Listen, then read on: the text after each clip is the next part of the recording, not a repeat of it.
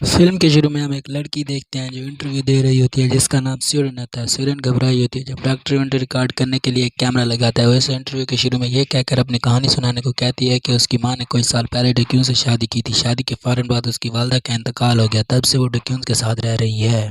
ڈیکیون کو گونی نامی حکمران جزیرے پر ایک تعمیراتی جگہ پر تعینات کیا گیا تھا، اور تو اس کی ماں کی موت کے بعد اسے اس جزیرے پر جانا پڑے گا۔ سیورن واقعہ کبھی خوش نہیں تھی، وہ زیادہ بات نہیں کرتی تھی اور اپنے سترلے والد کو پسند نہیں کرتی تھی۔ اس نے وہاں جا کر ایک نئے اسکول میں داخلہ لیا جہاں اسے بہت سے دوست بنانے کا موقع ملتا ہے، لیکن اس کے باوجود وہ اکیلے رہنے کو ترجیح دیتی ہے۔ اس کے سوتیلے والد کو ایک سرنگ کی تعمیراتی سائٹ پر جا کر راتوں رات کام کرنا پڑتا تھا، کیونکہ تعمیر کے دوران ہونے والے دھماکوں کی وجہ سے جزیرے کے باشندوں کو تعمیر میں داخل ہونے سے روکا جاتا ہے۔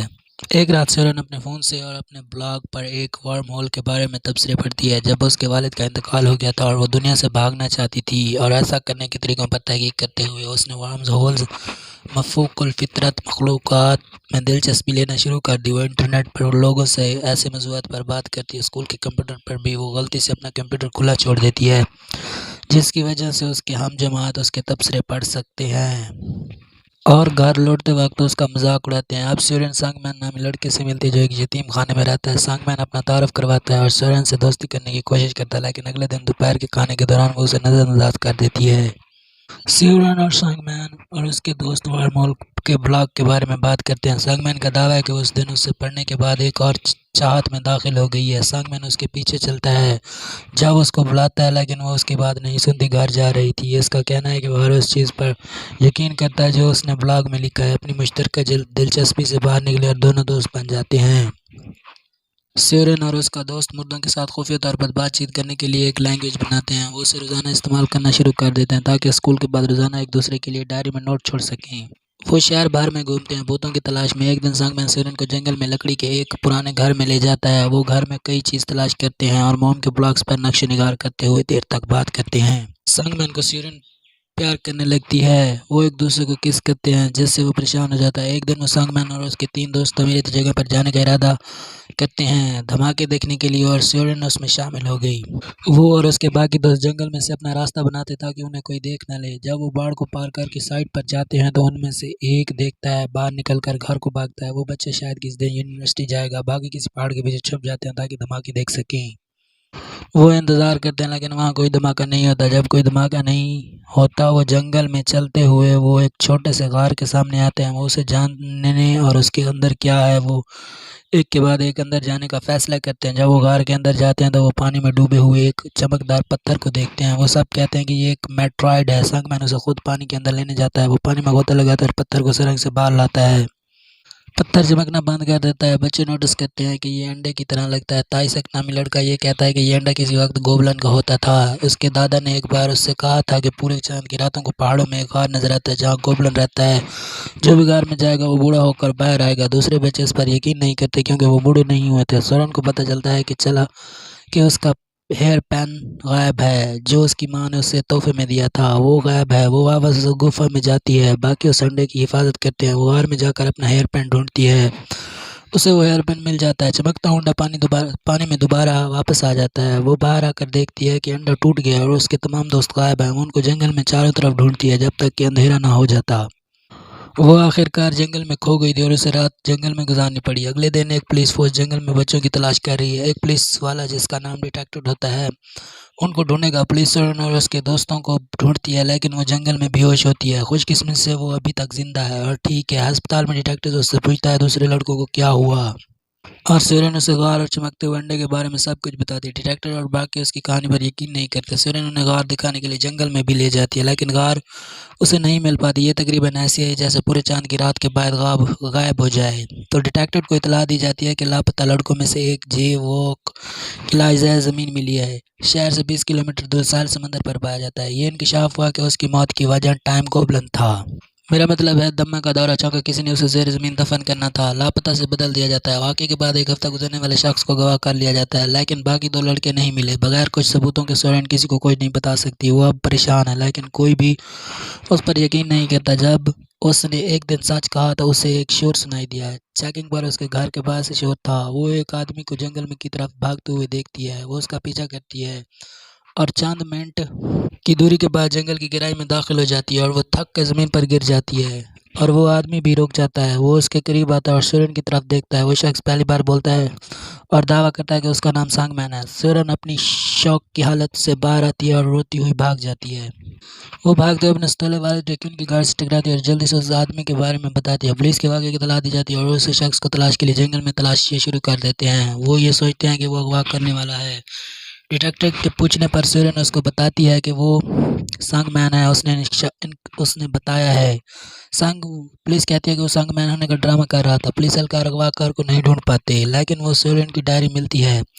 ये वो डायरी है जिसमें सूरन और सांगमैन एक दूसरे के लिए नोट छोड़ते थे। पेज देख कर सूरन हैरान है क्योंकि वो भरे हुए हैं। सांगमैन ने उस डायरी के नोटों में उनकी कोड लैंग्वेज का इस्तेमाल करते हुए उसने उसके बाद जो कुछ हुआ उसके बारे में लिखा। वो अपने बालों का पैन लेने गार में गई। लड़कों को सोचते हैं कि अंडे के अंदर क्या है। वो तीनों सोचते हैं कि अंडे के अंदर क्या है, इसलिए वो उस अंडे को ज़मीन पर तोड़ते हैं और उस अंडे में कुछ नहीं होता और ये खाली निकला। जब सूरन थोड़ी देर के लिए वापस नहीं आई तो सांगमैन गार के अंदर जाता है और देखता है कि वो एक जगह पर फ्रीज है। वो उससे बात करने और उसे साथ आने की कोशिश करता है, लेकिन वो जवाब नहीं देती। वो पानी का कतरा देखता है और उसे हवा में उछालता है। वो गार से बाहर निकलता है और ऊपर की तरफ देखता है कि परिंदे भी हवा में फ्रीज हो चुके हैं। लड़के शहर में जाकर देखते हैं कि क्या वाकया में सभी रुक गए हैं। उनको पता चलता है कि इन तीनों के अलावा हर किसी के लिए वक्त फ्रीज हो चुका है। उसका मतलब यह है कि अब वो जो चाहे कर सकते हैं। पहले चांद देने के लिए वो दुनिया के सबसे ऊपर हैं। वो खाते हैं, पीते हैं और सोचते हैं और खूब मज़े करते हैं।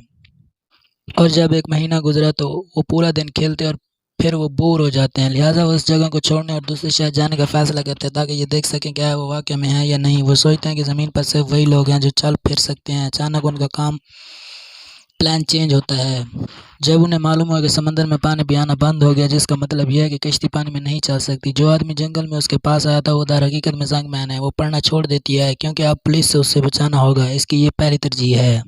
अगर वो उसे ढूंढ निकालेंगे तो उसे अगवा करने वाले के इल्ज़ाम में ज़रूर गिरफ्तार करेंगे। चनाचा उसने पुलिस वालों को बताया कि जंगल में उसने किसी को देखकर झूठ बोला था। पुलिस उस पर यकीन करती है और फिर वो दोबारा डायरी पढ़ती है। कई महीनों बाद वो लड़के एक खामे के अंदर रहना शुरू कर देते हैं। उनके एक दोस्त की तबीयत ख़राब हो जाती है क्योंकि उसे दम है और उसका इनहेलर काम करना छोड़ देता है। एक रात उसका दम घुटता और आहिस्ता आहिस्ता अपने दोस्तों के सामने मर जाता है और फिर ताइसक भारी दिल के साथ तबाह हो जाता है। मरने के बाद अपने दोस्तों की लाश को करीबी साल समंदर पर ज़मीन के नीचे दफन करते जिए की लाश को बेदार किया जाता है। वो भी दूसरों की तरह तवक्कुफ़ करता है। 5 साल गुजर गए लेकिन दुनिया अभी फ्रीज है। वो लड़के अब बड़े हो चुके हैं, अगरचे वो इतने सालों से तन्हाई में रह रहे हैं, फिर भी उन्हें उम्मीद है कि किसी दिन दुनिया मामूल पर आ जाएगी। सांगमैन का ख्याल है कि जब वो 20 साल के हो जाएंगे तो दुनिया का वक्त दोबारा शुरू हो जाएगा। जब ऐसा होता है तो वो अमीर बनने के लिए हर एक से थोड़ा बहुत पैसा चोरी करते हैं। ताहम यहाँ तक कि जब वो 20 साल के हो जाते हैं कुछ भी नहीं बदलता। वो आहिस्ता आहिस्ता उम्मीद खोने लगते हैं और एक दिन जंगल में लकड़ी के घर में रहना शुरू कर देते हैं। तब भी सांगमैन सोचता है कि मेरे से बाहर का मंजर है गाने वाले मुर्दों के लिए बेहतरीन है। वो उसके लिए चीखता और चीखता है। ये तमाम टाइसिक देख रहा था। रोकने के लिए ये दौर से और कुछ दिन तमाम उम्मीद खो देता है। तब भी सांगमैन ने देखा कि चांद की शक्ल बदल रही है, जिसका मतलब है कि दुनिया आने वाली है। वो अपने रास्तों को दोबारा शुरू करें। अब वो ताइसक को ढूंढता है लेकिन वो नहीं मिला। वो उसे पूरे जजीरे में तलाश करता है और आखिरकार वहाँ के आखिर क्लिफ पर पहुँच जाता है। इसे ज़मीन टी-सैक के कपड़े मिलते हैं और वो देखता है कि उसका दोस्त पानी में कूद गया है। वो आखिरी के तौर पर टाई शैक के पीछे छलांग लगाता है, लेकिन उस लम्हे दुनिया दोबारा शुरू हो जाती है। वो पानी से बाहर आता है और चलती हुई दुनिया को वापस देखता है।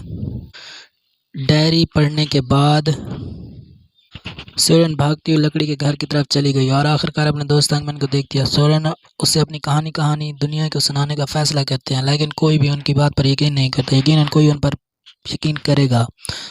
तब ही उस सीसीटीवी कैमरा फुटेज में पुलिस को दिखाया गया है कि गाने वाले जंगल में हैं। उन्हें यकीन है कि वो रात को अगवा करने वाले हैं। सांगमैन जज्बाती मात के लिए सूरन के कमरे पर मुकदमा करने आती है।